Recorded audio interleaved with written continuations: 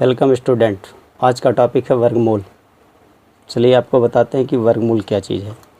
तो इसके लिए पहले कुछ आपको एग्जांपल समझाते हैं। देखिए एग्जांपल द्वारा जल्दी समझ में आएगा कि अगर हम 4 का स्क्वायर लिखते हैं तो 16 होता है, और यदि हम लोग 16 का स्क्वायर रूट लें, 16 का स्क्वायर रूट लें तो ये 4 होगा।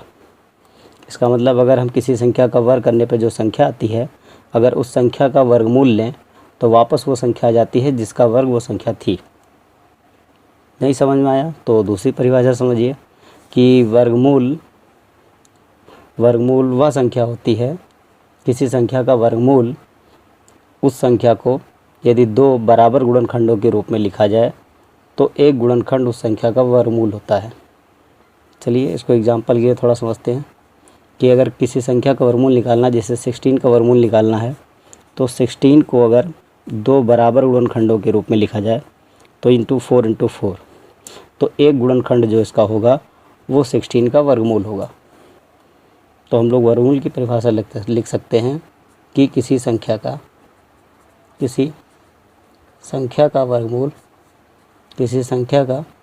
वर्गमूल उस संख्या को 2 बराबर गुणनखंडों के रूप में लिखा जाए तो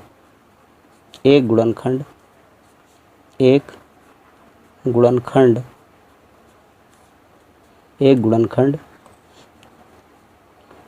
उस संख्या का वर्गमूल कहलाता है।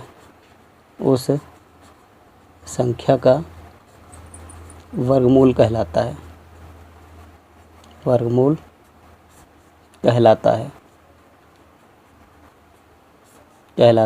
है। एक बार फिर से समझ लीजिए। मान लीजिए अगर हमें 144 का वर्गमूल निकालना है तो 144 को सबसे पहले 2 बराबर गुणनखंडों में लिखा जाए तो ये हो जाएगा 12 × 12। अब जो इसका एक गुणनखंड होगा यही 144 का वर्गमूल होगा। इसका मतलब इसका वर्गमूल कितना होगा? 12। चलिए वर्गमूल निकालने के लिए हमारे पास दो विधियां हैं। वर्गमूल, एक विधि आपके पास है गुणनखंड विधि,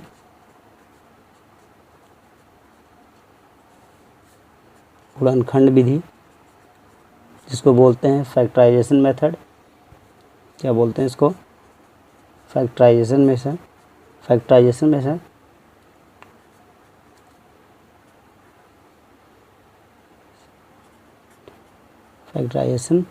मेथड। और दूसरा होता है भाग विधि, जिसको बोलते हैं डिवीजन मेथड।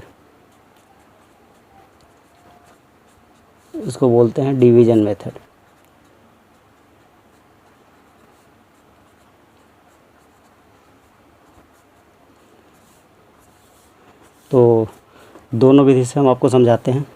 चलिए देखिए, अगर मान लीजिए हम लोग को 36 का निकालना हो स्क्वायर रूट, तो अगर 36 का स्क्वायर रूट निकालना है तो फैक्टराइजेशन मेथड में सबसे पहले 36 का मतलब गुणनखंड विधि से सबसे पहले आपको क्या करना है कि 36 का गुणनखंड निकालना है। तो सबसे पहले हम लोग 36 का अभाज्य गुणनखंड करते हैं। तो 36 का अभाज्य गुणनखंड ये 2 से काटिए, 2 से काटेंगे तो 18 आएगा, फिर 2 से काटेंगे तो 9 आएगा, फिर काटेंगे 3 से काटेंगे तो 3 आएगा, और फिर 3 से काटेंगे तो 1 आएगा। तो इस प्रकार √36 का जो अभाज्य गुणनखंड आया वो आया 2 × 2 × 3 × 3। इस प्रकार हम लोग क्या ले सकते हैं? अब इसका जब वर्गमूल निकालेंगे तो इसका हम लोग 2 का पेयर बनाएंगे, और हर पेयर में से एक संख्या लेंगे। तो इसका 2 हो जाएगा और इसका 3 हो जाएगा, और इसका जो मल्टीपल आएगा वो इसका वर्गमूल हो जाएगा। पेयर बनाते समय ध्यान रखना है कि 2 का 2 से ही पेयर बनेगा और 3 का 3 से ही पेयर बनेगा, 2 का 3 से पेयर नहीं बनेगा। ठीक है, एक एग्जांपल अभी और समझाते हैं। अगर इसको हम डिवीज़न मेथड से करते हैं तो डिवीज़न मेथड से करने के लिए अगर हमें क्या करना पड़ेगा, ये 36 का हमें क्या करना पड़ेगा, इसका पहले एक पेयर बनाते हैं। फिर आपको 36 में पहाड़ा लेके जाएंगे तो जो भी पहाड़ा ले जाएंगे उसको उतनी ही बार लेके जाएंगे। जैसे अगर 1 को ले जाएंगे तो 1 बार ले जाना है, 2 को ले जाना है तो 2 ही बार ले जाना है, 3 को ले जाना है तो 3 बार ले जाना है। इस तरह 36 में हम 6 का 6 बार ले जाएंगे। तो 6 को 6 बार मल्टीप्लाई करिए तो 6 36 और इसको घटा दीजिए तो ये कैंसिल हो जाएगा। तो इसका मतलब जो 36 होगा, 36 का वर्गमूल क्या आएगा, 6। अगर एक गुणनखंड विधि से अगर हमें 1024 का वर्गमूल निकालना हो, 1024 का वर्गमूल निकालना है तो सबसे पहले तो इसका फैक्टर करिए। तो 1024 को काटते हैं हम लोग, इसको काटते हैं 2 से। तो 2 से काटेंगे तो 2 पंचे 10, 2 के नम 2, 2 नहीं 4, 512। फिर 2 से काटेंगे तो 2 से काटेंगे तो 2 दूना 4, 2 पंचे 10, 2 छंग 12, 256। फिर 2 से काटिए तो 128। फिर 2 से काटिए तो 64। फिर 2 से काटिए तो 32। फिर 2 से काटिए तो 16। फिर 2 से काटिए तो 8। फिर 2 से काटिए तो 4। फिर 2 से काटिए तो 2। फिर 2 से काटिए तो 1। इस प्रकार जो 1024 है उसका जो हमारा फैक्टर बना वो 1 2 3 4 5 6 7 8 9 10, 10 बार आया 2। तो 2 into 2 into 2 into 2 into 2 into 2 into 2 into 2 into 2 into 2। अब इसमें हम लोग जोड़ा बनाते हैं। चलिए, तो इसका पेयर बन गया, इसका भी पेयर बन गया, इसका पेयर बन गया, इसका पेयर बना और इसका बना। जब वर्गमूल लेंगे तो हर पेयर में से एक एक संख्या लेंगे। तो इसका 2, इसमें से 2, इसमें से 2, इसमें से भी 2 और इसमें से भी 2 और इन सब का मल्टीप्लाई करेंगे तो ये आएगा 32। तो इस प्रकार 1024 का जो वर्गमूल आया वो आया आपका 32। अगर इसी को डिवीज़न मेथड से देखते हैं तो डिवीज़न मेथड से अगर जब हम इसे देखेंगे तो सबसे पहले हमें क्या करना है, इस साइड से इकाई के साइड से हम लोग इसका पेयर बनाएंगे। तो इसका एक पेयर बनेगा और ये भी एक पेयर बनेगा। तो अब हर एक पेयर में भाग लेके जाएंगे। तो पहला पेयर जो हमारा है वो 10 का है। तो 10 में हम कितनी बार पहाड़ा ले जाए, जिसका ले जाएंगे उतनी बार ले जाना है। तो 2 का ले जाएंगे तो 2 दूना 4 हो जाएगा, 3 त्रिका 9 हो जाएगा और 4 चौक 16 ज़्यादा हो जाएगा तो 3 त्रिका 9। तो इसको हम 3 का 3 बार ले जाएंगे तो 3 त्रिका 9। अब इसमें से घटाते हैं तो 10 से 9 घटेगा तो 1 आएगा। अब जिसके जितनी बार भाग ले तो उसको इसके नीचे उतार करके जोड़ दीजिए तो 3 3 ये 6 हो जाएगा। अब अगला पेयर उतारिए 24।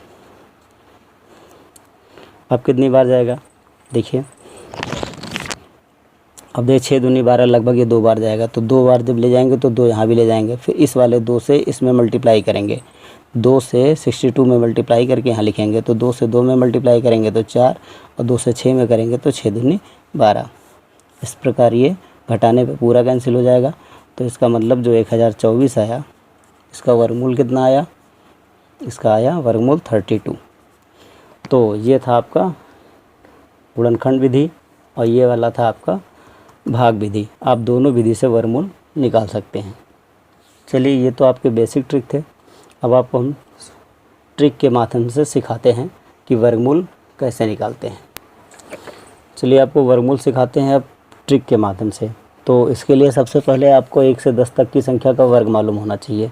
तो आपको 1 से 10 तक संख्या का वर्ग बताते हैं। तो 1 का स्क्वायर जो होता है वो 1 का स्क्वायर 1 होता है, 2 का स्क्वायर 4 होता है, 3 का स्क्वायर 9 होता है, 4 का स्क्वायर 16 होता है, 5 का स्क्वायर 25 होता है, 6 का स्क्वायर 36 होता है, 7 का स्क्वायर 49 होता है, 8 का स्क्वायर 64 होता है, 9 का स्क्वायर 81 होता है और 10 का स्क्वायर 100 होता है।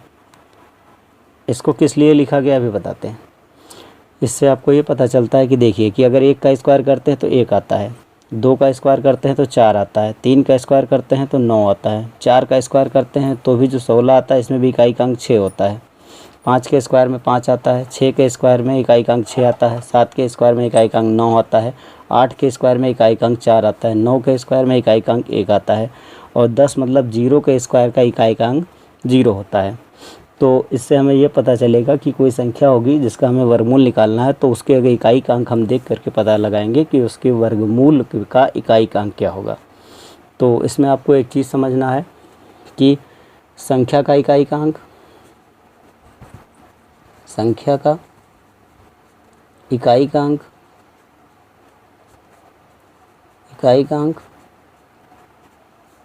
और दूसरा आपको समझना है कि संख्या के वर्गमूल, संख्या के वर्गमूल,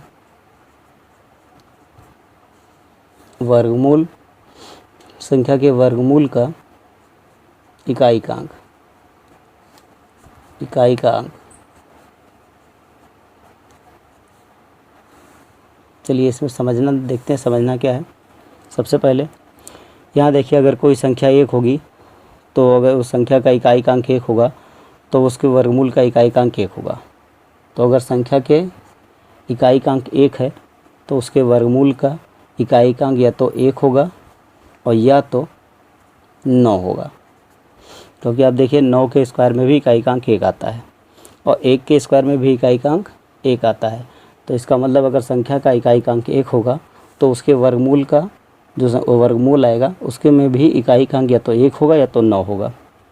चलिए फिर आगे देखिए, अगर 4 की बात करते हैं, अगर संख्या में इकाई का अंक 4 होगा, 4 होगा तो संख्या के वर्गमूल का जो होगा, तो संख्या के वर्गमूल में वर्गमूल का इकाई अंक या तो 2 होगा और या तो फिर 8 होगा, क्योंकि 2 का स्क्वायर में भी 4 आता है और 8 के स्क्वायर में भी 4 आता है।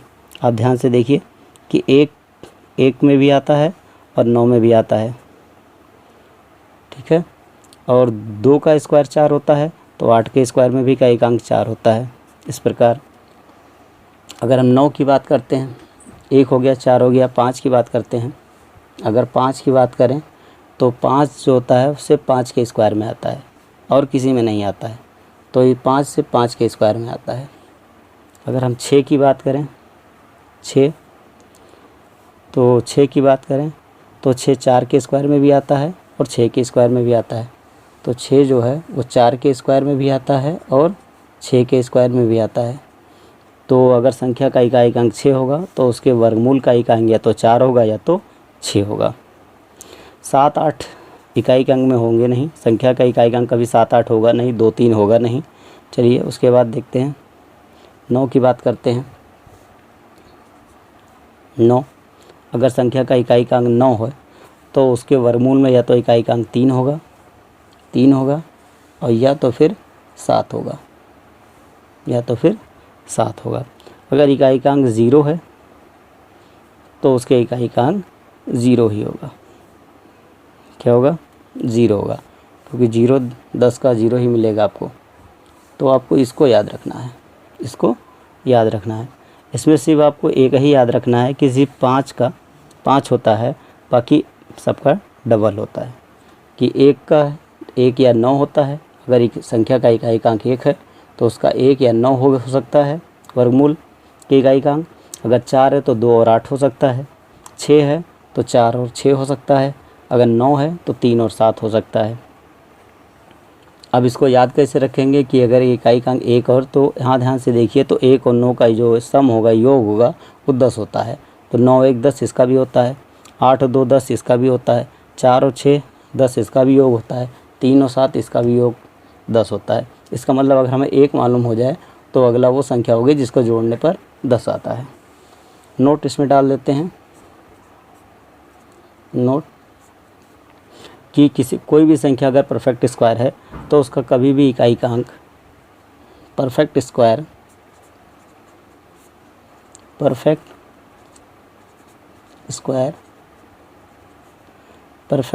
संख्या का इकाई का अंक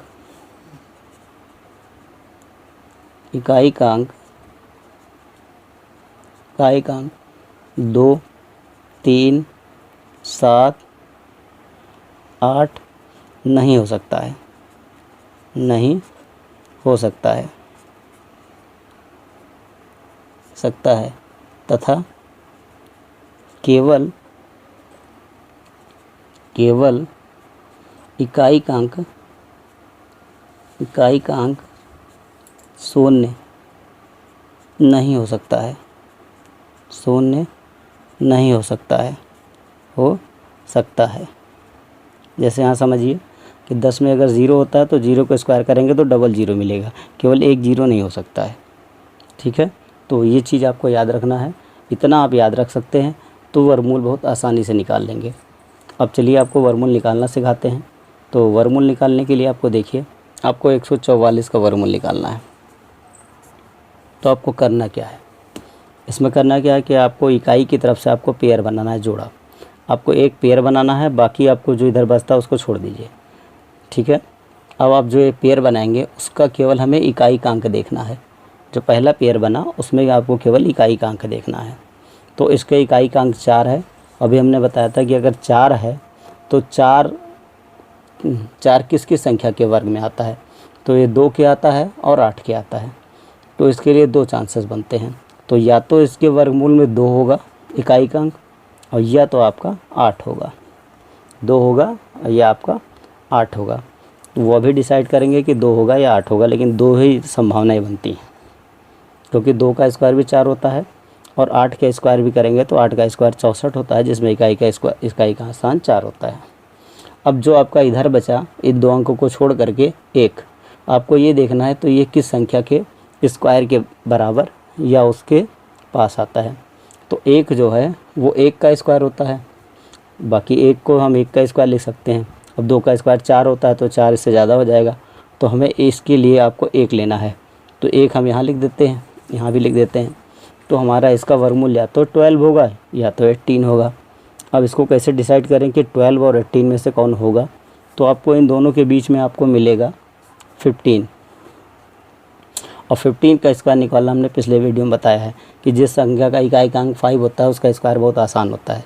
जैसे यहाँ पे आपको 5 का स्क्वायर आप सीधे 25 लिख दीजिए और 1 को इससे बड़ी संख्या मल्टीप्लाई कर दिए तो 1 से बड़ी संख्या 2 होती है। तो अगर 2 और 1 का मल्टीप्लाई करेंगे तो 2 1 9 2, तो इसका 15 का स्क्वायर कितना है 225।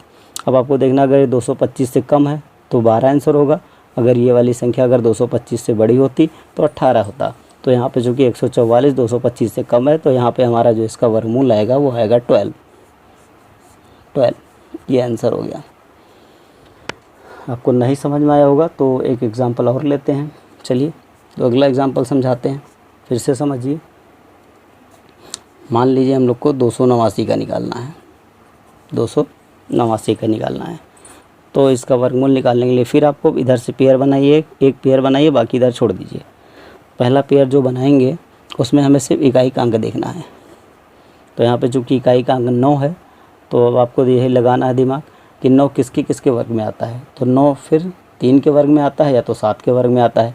तो इसमें इकाई जो एक इसका वर्गमूल होगा उसका इकाई का अंक या तो 3 होगा और या तो आपका 7 होगा, या तो 3 होगा या तो 7 होगा। बाकी आप और डिसाइड करते हैं इधर वाले अंक से। तो चूँकि ये 2 है तो आपको ये पता करना है कि ये किसके वर्ग के बीच में आता है। तो 1 का स्क्वायर 1 होता है, 2 का स्क्वायर 4 होता है, तो 2 का स्क्वायर 4 ज़्यादा होता है। इसका मतलब ये इससे जो छोटा होगा वो 1 का स्क्वायर होगा, तो हमें 1 लेना है। तो 1 हमको ये लेना है, 1 लेना है, समझे। चूँकि 2 जो है वो 1 के स्क्वायर से बड़ा है 2 और 2 के स्क्वायर से छोटा है, तो हमेशा हमें छोटा वाला लेना है, हमेशा हमें छोटा वाला लेना है। तो इसके जब हम लोग 1 ले लिए, अब कैसे डिसाइड करेंगे कि 13 होगा किसका 17 होगा। तो 13 और 17 के बीच में फिर हमको मिलेगा 15। और 15 का स्क्वायर आपको अभी बताए थे कि 1 से बड़ी संख्या से मल्टीप्लाई करिए तो 1 को 2 से मल्टीप्लाई करिए तो 2, और 5 का स्क्वायर 25, तो 15 का स्क्वायर 225। अब चूँकि 225 से देखिए ये छोटी है कि बड़ी है, क्योंकि 289 225 से बड़ी है तो इसका वर्गमूल 17 होगा। तो इसका जो वर्गमूल आएगा वो 17 आएगा। यही आपका आंसर। चलिए एक एग्ज़ाम्पल आपको और समझाते हैं। चलिए 2209 अगर इसका वर्गमूल निकालना है तो इसके लिए फिर वही करते हैं कि आप इधर से एक पेयर बना लीजिए और बाकी का छोड़ दीजिए। तो जो आप पहला पेयर बनाइए उससे हमें इकाई का अंक डिसाइड करना है। तो चूँकि 9 अभी आपको बताया था कि 9 किसके वर्ग में आता है, 9 या तो 3 के वर्ग में आता है और या तो फिर 7 के वर्ग में आता है, इसलिए आपको इधर टेबल बनवाए थे कि आप इसे याद कर लीजिए कि 9 जो होता है उसका वर्गमूल का एकांक या तो 3 होगा और या तो 7 होगा। ठीक है, चलिए देखिए बाकी अब जो इधर का 2 अंक बचा है, 2 अंक, ये किसके किसके वर्ग के बीच में आता है। तो 22 जो होगा वो 4 का स्क्वायर 16 होता है और 5 का स्क्वायर 25। किसका मतलब ये 4 का स्क्वायर से बड़ा होगा 22 और 5 के स्क्वायर से छोटा होगा। तो हमें हमेशा इससे छोटा वाला लेना है क्योंकि 5 का स्क्वायर 22 से बड़ा हो जाएगा। तो हमें 4 लेना है, तो इसका मतलब 4 या तो 43 बनेगा और या तो 47 बनेगा। तो अब कैसे डिसाइड करें कि 43 होगा कि 47 होगा। तो इन दोनों के बीच में हमें मिलेगा 45। क्या मिलेगा? 45। हमेशा इन दोनों के बीच में इकाई 5 इकाई वाला संख्या लीजिए। तो यहाँ पे हमें 45 मिलेगा और 45 का स्क्वायर आसान होता है क्योंकि 45 का स्क्वायर वर्ग निकालने के लिए हमें 4 को उससे बड़ी संख्या से मल्टीप्लाई कर दीजिए। तो 4 से बड़ी संख्या 5 होती है, तो 4 का अगर 5 से मल्टीप्लाई करें तो 4 पंचे 20 और 5 का स्क्वायर करेंगे तो 5 का स्क्वायर 25। तो अब आपको देखना है कि जो है संख्या आई है 45 का स्क्वायर जो 2025 आया है उससे ये वाली संख्या छोटी है या बड़ी है। तो चूँकि इससे ये वाली संख्या बड़ी है भाई 2025 से 2209 क्या है? बड़ा है, इसलिए हमारा आंसर क्या होगा? 47। तो इसका जो वर्गमूल होगा वो 47 होगा, 47 होगा। चलिए एक एग्जांपल और आपको बताते हैं। चलिए अगला देखते हैं। मान लीजिए हम लोग इसका वर्गमूल निकालना है, किसका? 3249 का, 3249 का। तो इसके लिए फिर क्या करते हैं, आपको इधर इकाई से आपको एक जोड़ा बना लेना है और बाकी इधर वाला छोड़ देना आपको। तो सबसे पहले जो ये जोड़ा बनाएंगे उससे हम इसके इकाई का अंक का डिसाइड करेंगे। तो इसका इकाई का अंक चूँकि 9 है तो 9 फिर वही आ गया, 9 का भी हमने आपको समझाया है, इसको तो आप समझ ही गए होंगे कि अब 9 का क्या होगा? इसके वर्गमूल का जो इकाई का अंक या तो 3 होगा और या तो 7 होगा। 32 की बात करें तो 32 किसके बीच में आता है? 32 जो आता है वो 5 का स्क्वायर 25 होता है और 6 का स्क्वायर 36 होता है। इसका मतलब ये 5 के स्क्वायर से बड़ा है 32 और 6 के स्क्वायर से छोटा है। तो यहाँ पे इसका मतलब हमें इससे छोटा क्या लेंगे? 5। तो या तो ये 53 का स्क्वायर हो, इसका स्क्वायर रूट क्या होगा? 53 होगा या तो 57 होगा। अब इसको दोनों में से एक कंफर्म करने के लिए हम लोग इसके बीच में मिलता है 55, तो 55 का स्क्वायर कर लेते हैं। तो 5 इधर वाली संख्या को हमेशा इससे बड़ी वाली संख्या मल्टीप्लाई करो, तो 5 से बड़ा 6 होता है, तो 5 6 30। यहाँ पे 6 लिख लीजिए, तो 5 6 30 और 5 का स्क्वायर 25। अब यहाँ देखिए चूँकि 3025 से 3249 बड़ा है, इसका मतलब यहाँ पे जो वर्गमूल होगा वो 57 होगा। तो इसका वर्गमूल क्या होगा? 57। आप चेक कर सकते हैं, इसका वर्गमूल 57 होगा। चलिए एक एग्जांपल और आपको बताते हैं और जिसको आपको अच्छी तरह से समझ में आ जाए। चलिए 54 56 देखिए, 54 56। अब इसको भी निकालने के लिए हम लोग क्या करेंगे? इधर से आपको एक पेयर बनाना है, बाकी का छोड़ दीजिए। जो पेयर बनाएंगे उसका इकाई का अंक देखिए। तो यहाँ पे 6 है, तो 6 किसके किसके में आता है? तो 6 आता है आपका 4 के स्क्वायर में, 4 का स्क्वायर भी 16 होता है और 6 के स्क्वायर में भी आता है, 6 के स्क्वायर में भी। इसके लिए आपको चार्ट में हम दिखा भी दें कि यहाँ देखिए 4 अगर इकाई का अंक हो तो यहाँ पे हमें क्या लेना है? नहीं 6 लेना है हमको, 6। तो 6 के लिए हमको क्या लेना है? इकाई का अंक या तो 4 होगा या तो 6 होगा। इकाई का अंक या तो 4 होगा और या तो फिर 6 होगा, क्योंकि 4 के स्क्वायर 16 होता है उसमें भी 6 मिलता है और 6 का स्क्वायर 36 होता है उसमें भी 6 मिलता है। अब बाकी इसके इधर के डी जो डिसाइड करेंगे कि 54 किसके स्क्वायर के बीच में होता है। तो 54 देखिए 7 का स्क्वायर 49 होता है, तो ये 7 के स्क्वायर से बड़ा है 54। और 8 का स्क्वायर 64 होता है, तो 8 का स्क्वायर 64 होता है तो उससे छोटा है, तो हमें छोटा वाला लेना है। तो 54 से छोटा क्या है? 7। तो यहाँ पे या तो ये 74 का बनेगा या तो ये 76 का बनेगा। तो अब कैसे डिसाइड करना है? तो 74 और 76 के बीच में हमको मिलेगा 75।